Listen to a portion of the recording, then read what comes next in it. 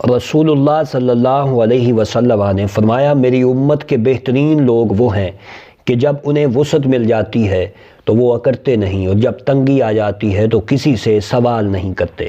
ناظرین، آج کا ہمارا موضوع بہترین امتی۔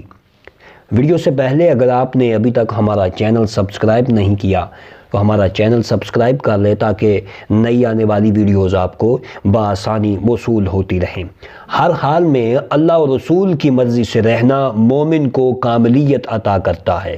وسعت میں اکڑنا اور تنگی میں بے صبرے پن کا مظاہرہ مومن میں مومنیت کو کمزور کرتا ہے، کیونکہ رب کائنات کی شان جب وہ چاہے جسے چاہے جتنا چاہے وسعت عطا کرنے کی قدرت رکھتی ہے۔ درس حدیث پاک یہ ہے کہ اگر آپ کو کسی بھی حوالے سے وسعت نصیب ہو تو وہ آپ سے اللہ رب العزت کے والہانہ تشکر کا تقاضا کرتی ہے، اور جو لوگ شکر کی بجائے اس وسعت پہ اکڑتے ہیں، وسعت علم کی ہو، حلم کی ہو، رزق کی ہو، طاقت کی ہو یا اختیارات کی، آپ سے اللہ رب العزت کے شکر کی متقاضی ہے۔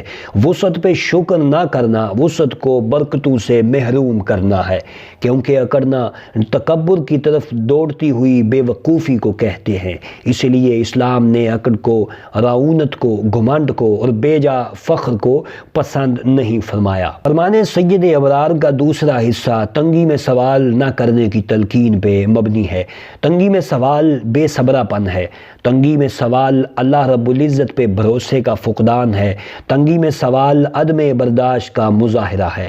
اسی لیے دین مصطفیٰ نے تنگی میں سوال کرنے یعنی ہاتھ پھیلانے کو پسند نہیں فرمایا، اور امت کو حکم دیا کہ وسعت نصیب ہو تو اکڑنا نہیں، تنگی آ جائے تو دستے سوال دراز نہیں کرنا، تاکہ مومن کی شان مومنیت ہر حوالے کی برائی سے محفوظ ہو کر دو عالم کی بھلائیوں کا وسیلہ بن جائے۔